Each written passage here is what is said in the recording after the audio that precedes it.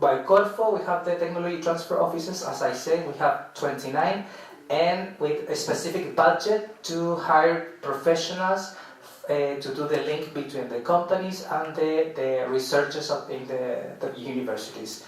But this is a program we began in 2013, so we have right now 5 years of life, and the evolution of the system was the result that right now we have this experiment of public policy, as I say, hubs of technology transfer.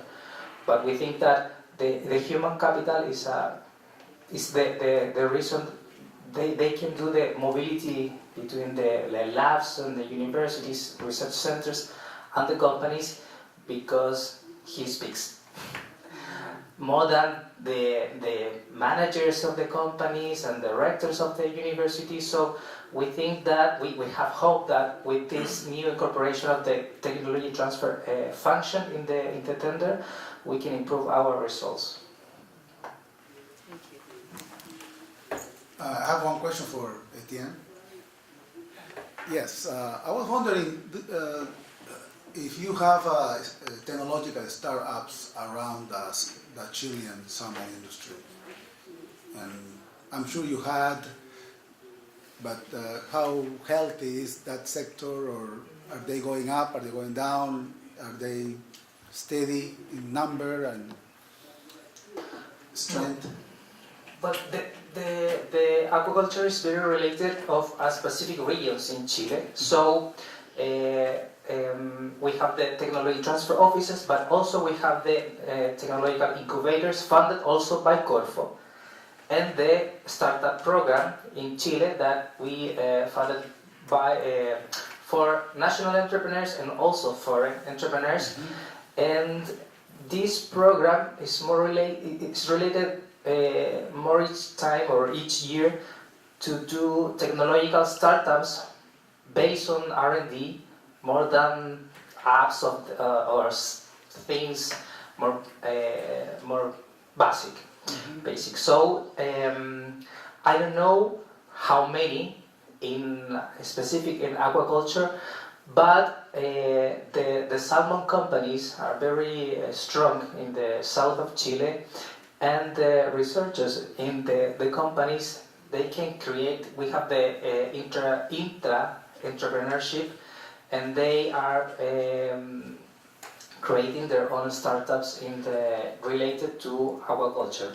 But I think it's more than a specific focus of the public policy, because we want to have Chile like a very strong ecosystem of entrepreneurship, mm-hmm. With a lot of programs for funding entrepreneurship to create startups, because we have these incubators, the startup program, the seed capital, the regional program for entrepreneurship related of the specific focus or access of the innovation strategy of the regions, with the regional governments.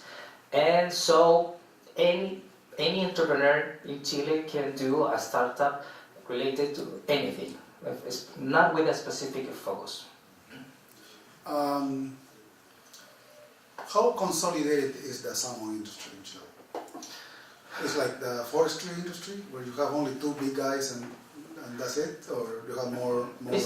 It's very consolidated, but as somebody said yesterday, is an industry with a lot of process of learning in terms of the virus ISA. We have to learn from the Norway and Canadian industries or companies, and when we talk about the salmon cluster, we're thinking, for example, the cages of the salmon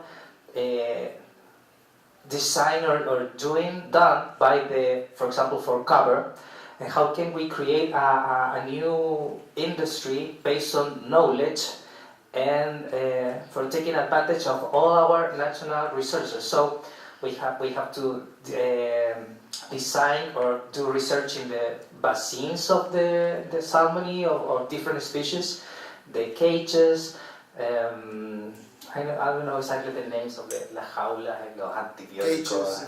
Cages. Yes, what about the diseases? Because I think one of the major Diseases. problems that the salmon has Yeah, is diseases. Yes. And what about vaccine, for example? Because that's one of the aspects that I think we should be working on all the environmental issues. Efficiency of the feeding, for example, is something that science and technology can offer a lot to the salmon industry. Yeah, and how can a disease push to the universities to create more labs to focus on these diseases of the species that we produce?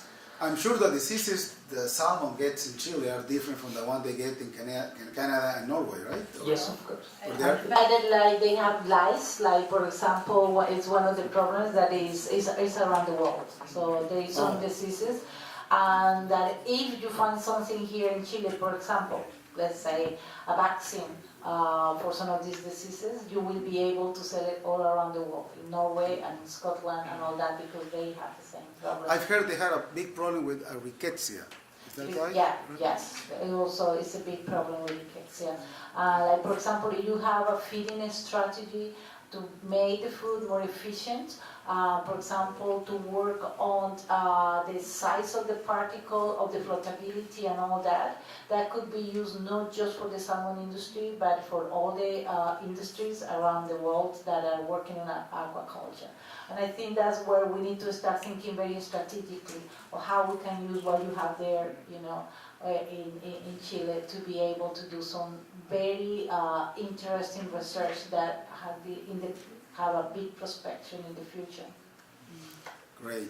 Okay, I think Julio. Okay, I have a small case about the quality of water in aquaculture related to disease in fishery. Well, in the past I worked with a PhD. He is Peruvian. He did his PhD in Japan, and he came back, and he found the lagoon of his city was totally destroyed by pollution. So he applied nanotechnology that he learned in Japan to recover this ecosystem. The interesting part becomes, because he did it like ONG, and not profitable, with educational campaigns around his own city, and he did his thesis by this. He took the degree of PhD, and after that, many companies which work with aquaculture took his door and says, "I very, very interested in the quality of water, because this is crucial for trout, las shrimp, las many other species." So he, by his own capital, he started a small business in nanotechnology, and now I know that he's traveling around regions in Peru with many other species.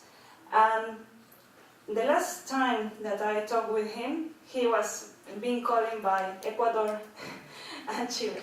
So it's something interesting, because the last project that we were thinking to design together was about howlers? Cages, thank you. Cages which include nanotechnology bubbles, no? In the cages. So, well, you want to get contact with him, because it's really, really interesting story. I have to story more about him.